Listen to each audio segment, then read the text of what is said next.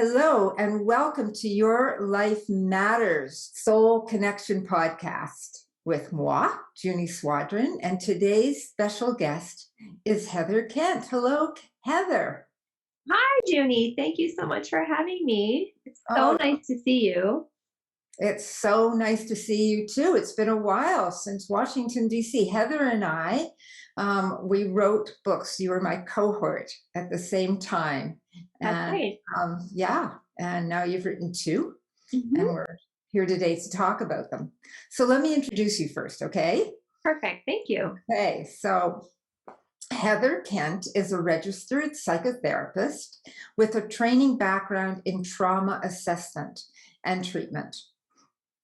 She is a #1 Amazon bestseller of the books Heal from Your Narcissist Ex and I Left My Toxic Relationship. What now?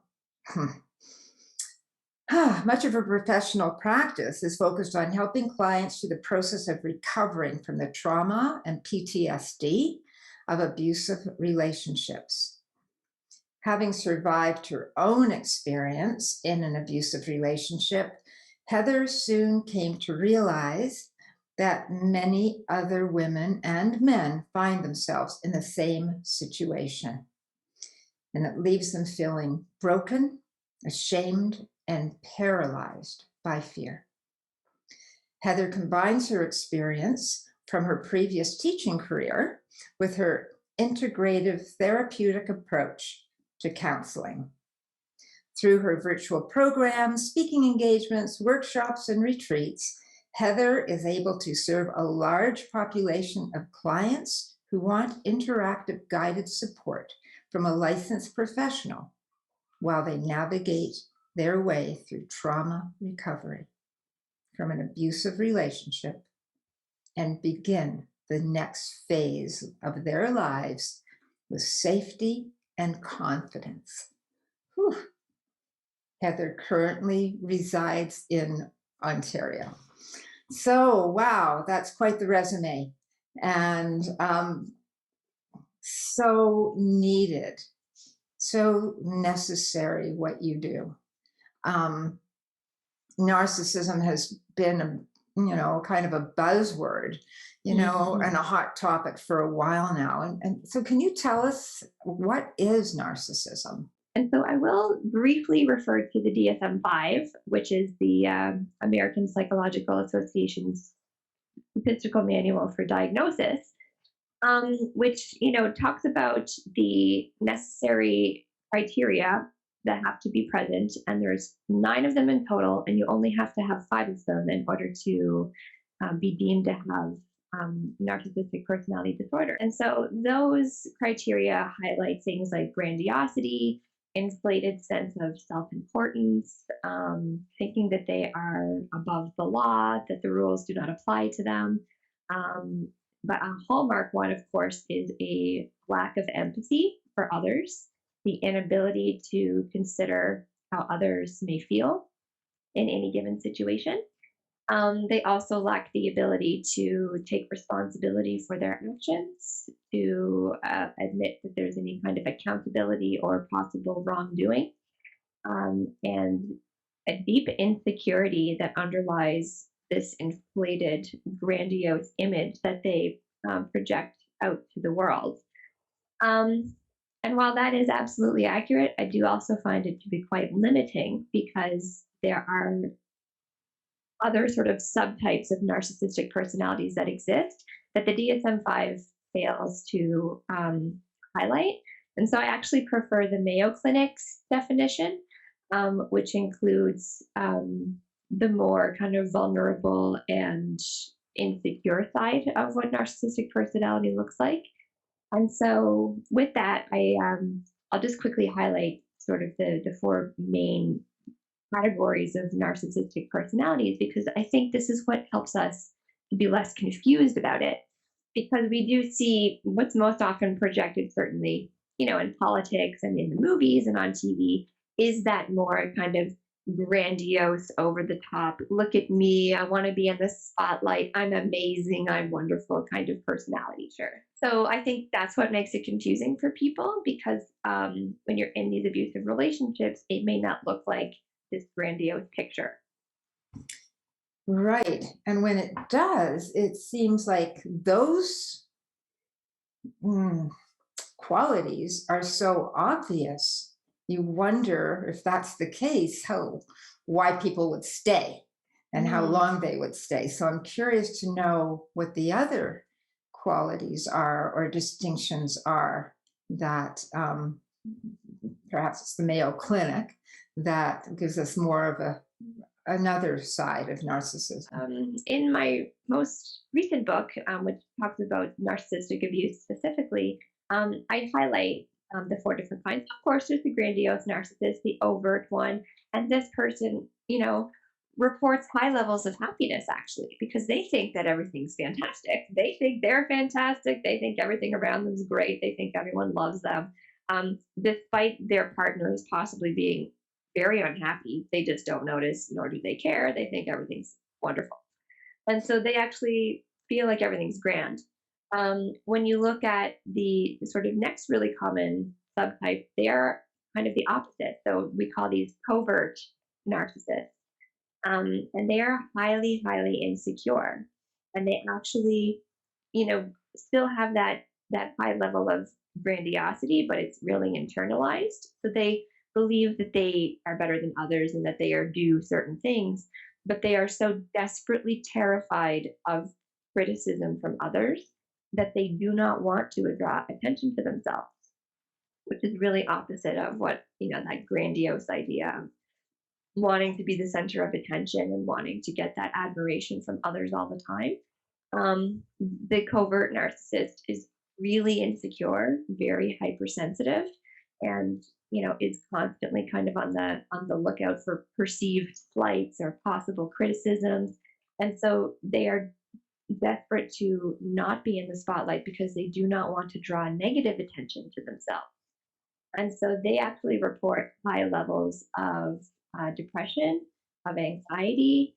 They may suffer from comorbid issues like other kind of like obsessive compulsive and eating disorders. And they actually don't really have friendships. They don't engage in really report having many positive relationships. And they harbor this internal resentment. They're very focused on comparing themselves in relation to others and what they think other people have.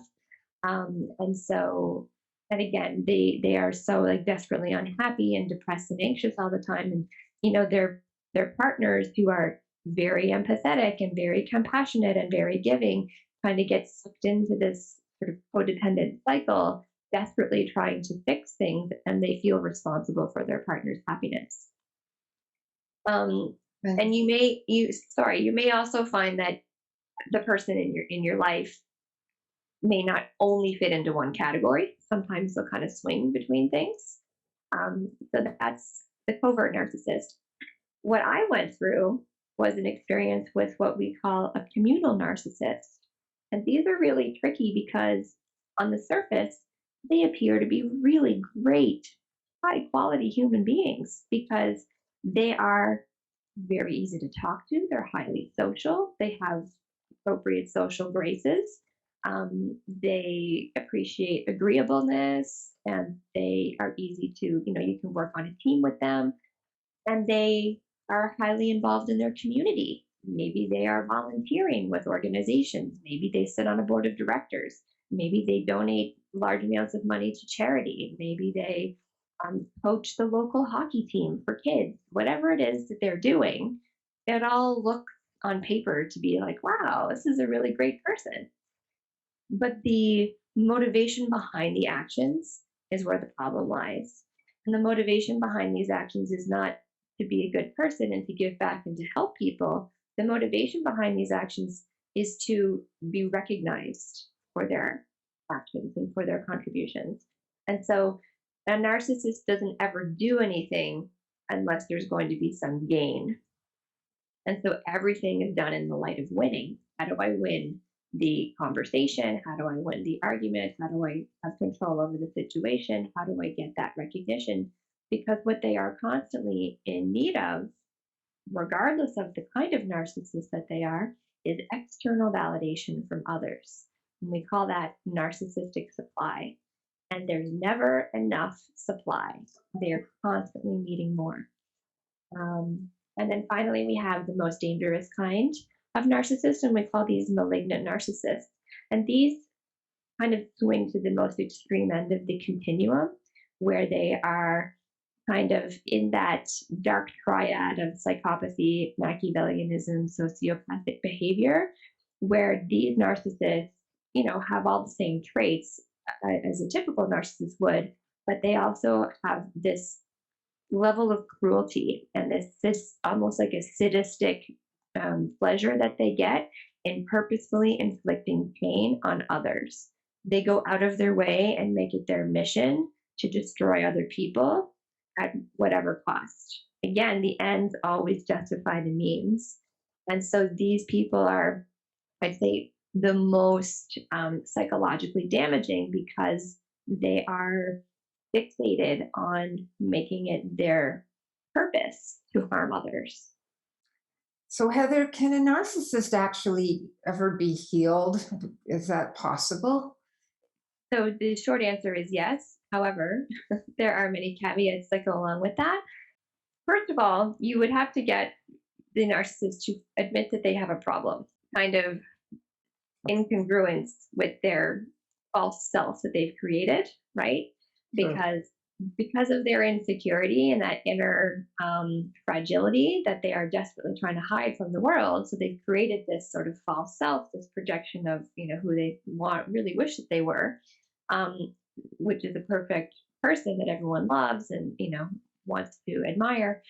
When we are pointing out that there's a flaw or a problem, that doesn't line up with what they've stated. Right. So to get them to admit that there's a problem would be issue number one. Issue number two would be getting them to agree to go see a psychiatrist for a diagnosis. So I saw a really interesting statistic the other day that there is an estimation of 560 million narcissists in the world right now. And those are only the ones that are diagnosed. For some of those things, it seems so obvious. How do you tell, and how long does it usually take for someone who is involved with a narcissist to realize that they are and that they could be in trouble? Is my partner a narcissist? Sort of checklist, test questions you can ask yourself. And it's not necessarily just romantic partners, of course. There are many different types of narcissistic relationships. Oh, yes. You can have a parent, you can be involved with a coworker or a boss. This could be somebody else in your family. So there are definitely some key factors that you can take a look at, which I'll get to in a minute. But I just wanted to return to your question about can narcissists be helped? The answer is yes, but it requires a lot of concessions on the part of the narcissistic personality, which again are really difficult for them to do because it doesn't line up with their inflated sense of self. So you have a huge amount of roadblocks to get through before even getting the help required. And so, like I said, you have to get them to go see someone. They have to then be diagnosed. Most narcissists that we deal with are not diagnosed because, again, they can't admit that they have a problem. Everybody else is the problem. Everything else is the problem, and they are never to blame. And so, if you can get them to do that, then you have to get them to commit to therapy. And to sitting with a person who's going to hold the mirror up that they are so desperately trying to avoid and to really take a hard look. They don't go to therapy with the goal of attaining self-awareness.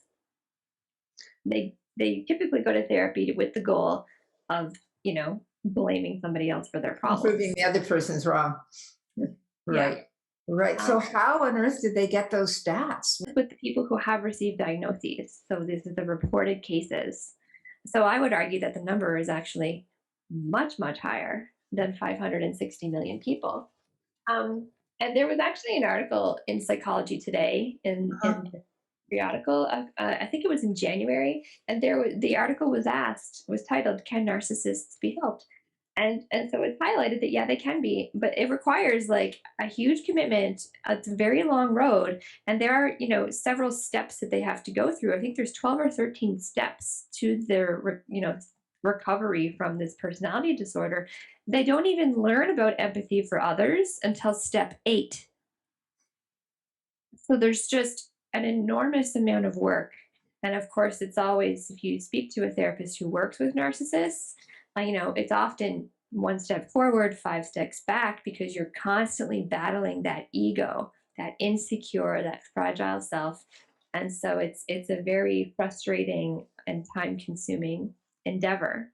The numbers are just off the charts. So how does one become one? Are people born with narcissistic personality disorder?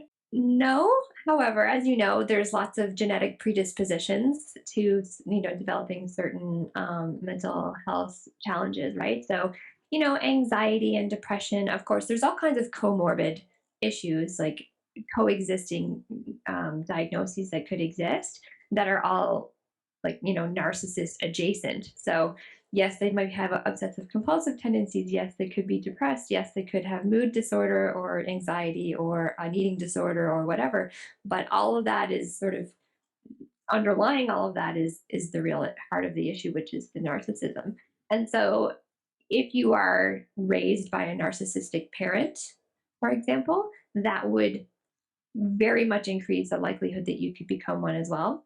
But that depends on the type of role that you play in the family, because within the family dynamic, children of narcissists take on these specific roles. So if you're the golden child, it's highly likely that you'll become the narcissist because you are basically told by that parent that you can do no wrong, that you're wonderful, everything you do is fantastic, the sun shines out your rear end, basically. And then they are kind of groomed in that way. Whereas other children who aren't the golden children, otherwise known as scapegoats or invisible, quite often, no matter what they do, can never get the affection or the attention or the love from that parent. So they quite often develop other mental health issues in adulthood. Um, and so it's not guaranteed that you're going to become one, but you have these sort of environmental and genetic factors at play. Certainly, if you were exposed to childhood trauma, there's an increased risk that you could develop NPD as an adult as well. So, what advice would you give to somebody who thinks that they are in a relationship with a narcissist, or they know that they are, and life's hell for them? Yeah, so I'll kind of share my little is my partner a narcissist test with you. Please, yes, from your beautiful book. I'm just gonna take a look at where is that located here. Okay, here we go. So we have a series of questions, and one of them is, does my partner have an expectation to be um, sort of adhered to at all times? Does my partner have an inflated sense of self? Does my partner expect other people to bow down to them? Do they expect full compliance? Um, do they struggle to recognize the emotions and the needs of other people? This is the big one because this is the empathy part. And the lack of empathy is what sets a narcissist aside from other types of personality disorders. Right. So, do they struggle to recognize the emotions and needs of other people? Do they require constant admiration and validation and constant reinforcement of how great they are? Do they ever experience heightened jealousy about the success of others? Do they think that they should get special treatment or favors from others? Do they think that the rules don't apply to them? So, for example, like double standards. Is that something that you struggle with? Do they assume that other people are jealous of them and their talents and their successes? Do they insist on having the best of everything? So these are kind of the key factors to take a look at. And so if you're answering yes to any of these questions, it's quite possible that, I mean, you might not be with someone who's full blown NPD, but certainly has narcissistic traits, which is problematic. And so, the the advice that I would have that any therapist or any all the professionals across the spectrums, from legally, medically, psychologically, the recommendation is to remove yourself from the relationship whenever possible, because obviously it is highly toxic, it's highly dangerous, and it has lasting impact. And so we can't properly heal from the impact of the abuse if we are still constantly in that situation where we are not safe and where we are being abused on a regular basis. Does it take some time for somebody who's living with a narcissist to, in fact, leave the relationship? Why is that? And what steps should someone take after hearing, many, what the signs are? Yeah. Um, I know for me, like, I was in this relationship for 8 years, Wow. and I ended up ending it because I couldn't tolerate what was happening. I got out of it, and then I got sucked back in, and Wow. then I married the guy. Wow. So it is really hard to leave. And Ooh, the reason why it's hard to leave is because you're stuck in this cycle of abuse, which I'm sure you're aware of as a therapist too. But the narcissistic cycle of abuse is very specific to that kind of sort of psychological damage. So they engage in this sort of cyclical behavior. At the beginning, everything is so wonderful, and they engage in what we call love bombing, what we would know as the honeymoon stage in a regular cycle of abuse, right? But the love bombing or idealizing phase is like, this is the part where you fall in love with them because they make you feel like you are the most incredible human being on the planet, and that they understand you, they connect with you, they are so great at listening, they want to know all about you, they're over the top, grandiose gestures of affection towards you. Everything feels very intense and super amazing, and this connection that you feel is, unlike any other that you've had in other relationships. And so very intoxicating, and very much like it's very fast and furious, very intense. And that is the part that you believe is real, because that's what you think you're getting involved with. This is the mask part that when we don't realize this. And so when the love bombing, and this is all feeding into that supply for them, right? We're giving them all of this, attention, adoration, admiration, and we become connected to them and feel obligated to them very quickly. And then it moves into the next phase of devaluing. So this is where they might start to criticize you, or make helpful suggestions under the guise of caring for you and wanting to help you. And then that very quickly turns into the degradation and critical thinking about you, gaslighting, blaming you, putting you down in front of other people. And then they move into this full, what we would call discard, where they just kind of completely push you aside and don't give you any attention or love or care whatsoever, because they moved on to someone else or something else that gives them additional supply. Because remember, it's never enough. And so when you feel like, okay, maybe this isn't going to work out, and they feel like maybe you're distancing from them, this is when they, what we call, hoover you back in with the full on love bombing again. And this is what you remember. And this is what we've been so desperately clinging on to, with hoping and trying everything we can to try and get back. If I just try to make sure that he's not unhappy, if I just try to mitigate what might set him off, if I just try to make sure that everything is the way that he likes it, if I just. And so we give everything we have until there's nothing left, and it's never enough. And it's not about us not being enough, it's about nothing being enough for them, right? And so, So how does a person turn that around? At which point does a person realize that they have been uh, betrayed basically. Yeah, and it is. It's an ultimate It's a betrayal. huge betrayal, and I'm thinking that a lot of people feel guilty that it might be their fault. Yeah. And so, what steps would you suggest that a person take after they've been?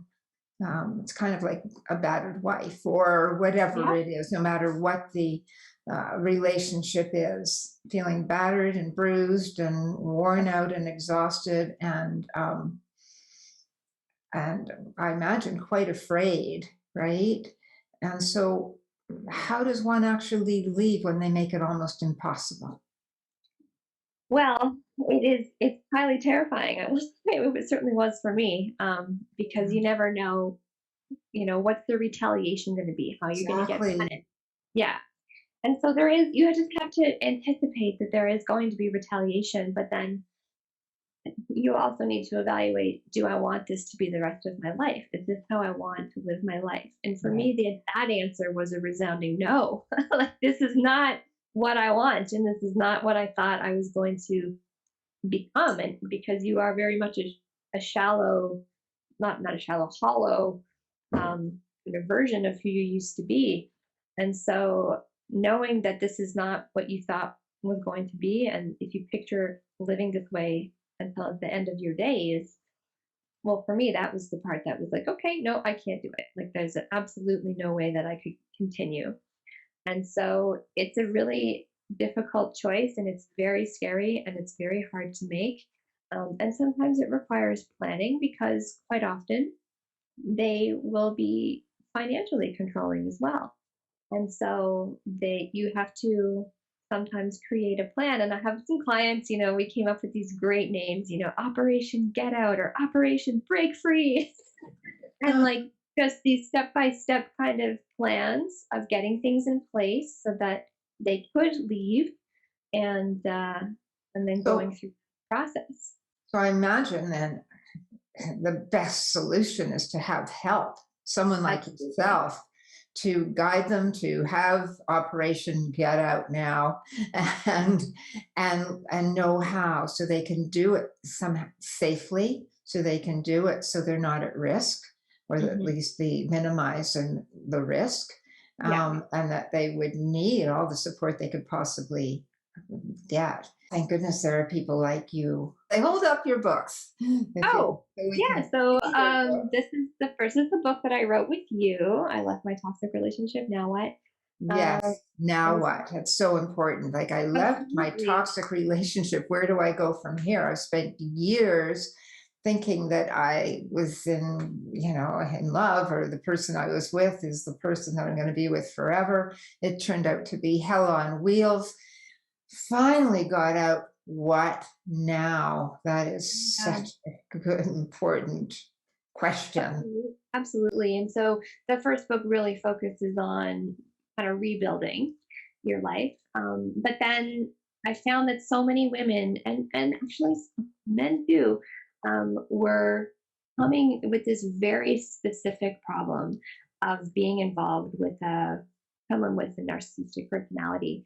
And this type of abuse is so insidious, and I believe it to be the most damaging kind of psychological abuse that exists. Um, and this is what I experienced. And so I decided to kind of hone in on what narcissistic abuse is, what it looks like, what the impact of that is on the brain, how trauma impacts our brain, what are those signs and symptoms of trauma and PTSD that we don't even realize maybe we're dealing with that are there, and then how do we heal those wounds? How do we recover? So this is really a book about recovery from the trauma of being in an abusive relationship with a narcissist, and to reestablishing that feeling of safety, because I remember that nobody felt safe. Nothing felt safe. How long did it take you to finally feel safe after you left? My journey was a bit unorthodox. So when I left, I was homeless for a while. I had no place of my own. I stayed with friends. I did some couch surfing for a little while. Ended up staying with a friend for a couple of months. Uh, And it ended up that her husband was a narcissist too, and she left him, and she later became one of my clients. So it's kind of interesting that we've been there for each other. Yeah. Um, Mm. and and then I ended up house sitting for a couple of friends of mine who were traveling North America. Back in the days when people used to travel. Um, Yeah, right before COVID. Yes. exactly. So I just stayed and did some house sitting, which worked out beautifully for me for several months. And then I picked up and moved to a third world country.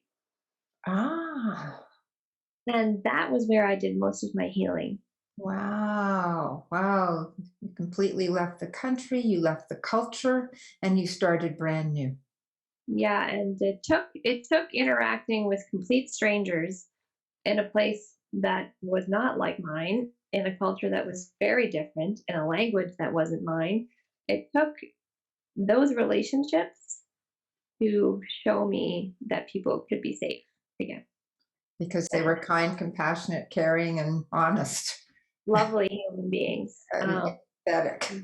They reminded me, they restored my faith in humanity, and Mm. and uh, and those relationships remain very dear to my heart Oh, today. Still, so beautiful. I I'm so sorry you went through that, and I'm so sad. So, yeah, that that was your experience for so many years, and how fantastic that you have come to the other side yes, completely and healed that, so that you can go on and help others and who. yeah, and so I'm actually not sorry that it happened. I'm actually quite grateful for having gone through what I went through, because it allowed me the opportunity to experience something that many people go through and don't talk about. Yeah. And it allowed me the opportunity to have, enhanced compassion for people who are suffering like I was. And it allowed me the opportunity to totally change my career path. And it gave me this experience in living in another country and another culture, which really changed the trajectory of my life completely. And I No, um, I get it. Isn't it interesting how some of the worst situations in our life can be our best teachers, our best healers, and have extraordinary gifts when it, we can look back and say, wow, had that not happened, it wouldn't have led to this, to this, to this, and to this. exactly. Yeah. And so I, it was my clients who, ended up in my office, one after the other in these relationships, that really inspired me to write these books, and specifically my second book, because now what I'm doing is I'm offering like therapy groups to people, to women who are all struggling through the same thing. And so this is providing them this beautiful community of other compassionate people who are completely understanding of their experience, because they have gone through it too. And so you don't find yourself having to explain or worry about judgment, or people thinking that you're crazy or anything like that. You don't have to bring any guilt or shame to this, because every other person in the group completely gets it, because they've been through the same thing. And so we go on this sort of healing journey from the trauma of it all, and recovering and being able to move forward, feeling safe, feeling confident, feeling happy, learning how to engage in new relationships that are healthy.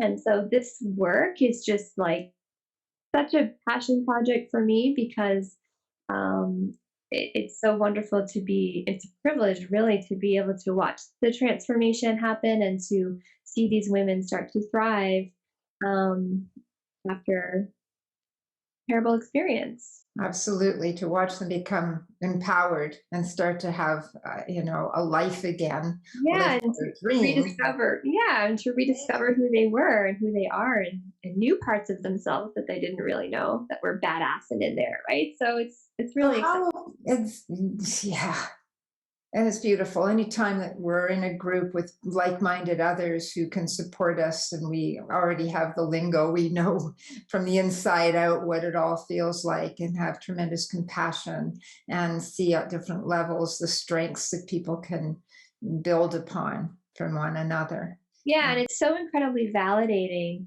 after you've been invalidated for so long, in Right. some cases decades.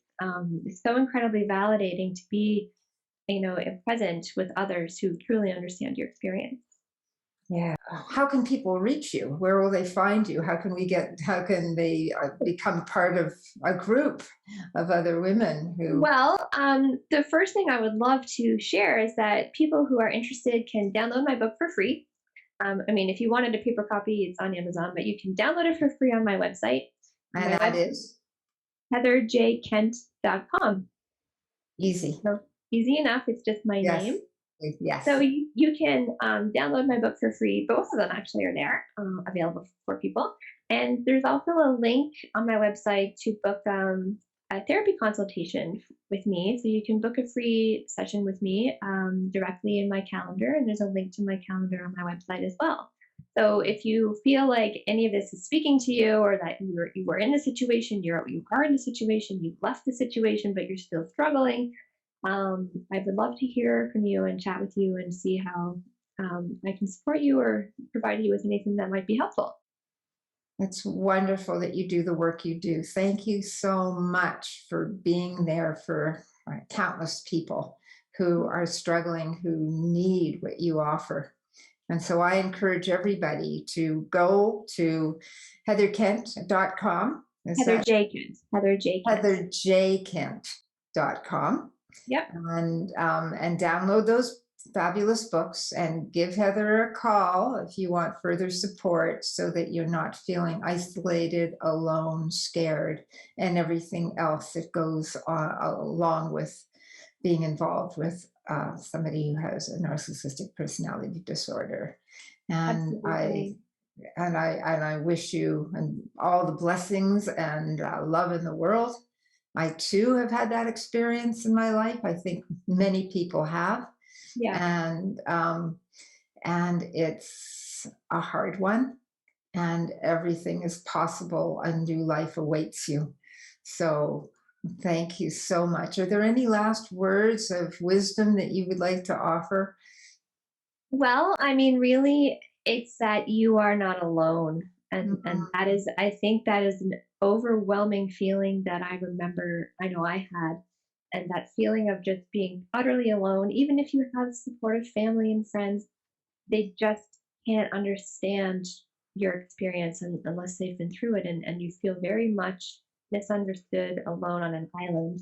And mm, and I really want people to know that they are absolutely not alone, and that hope is there and help is available, and you are absolutely able to have a different life. mm. That's beautiful. I was sharing with my partner David that was speaking with you today, and he shared this sweet story. David's an oil painter, and a woman contracted him to do an oil painting and came to his studio. And his 3-year-old daughter at the time was with him when the lady came in. And according to David, she was difficult, rude, and she was mean spirited, and then when she left, his little girl Kat said, "Daddy, was that woman born without smiles?" Oh, Oh, oh isn't my it goodness. sweet? Yeah. Yeah, yeah. Funny how So kids can get it more than adults sometimes. right out of the Yeah, mouths of babes. absolutely. Yeah, that was so precious. I had to say it because, yeah, who knows if that woman was or was not, but certainly had some issues that Something else were. was happening for her. Absolutely. Oh yeah, and as a therapist, I'm always looking for what's What is underneath it. that? What is Yeah, that? what is that? So we can hopefully help to, Resolve it. yeah, resolve it and yeah, so people can be happy from the inside out. So they can smile with their eyes and from their hearts. So you Mhm. made me smile with my heart today, Heather. Likewise, it's so Thank you lovely so to much. see.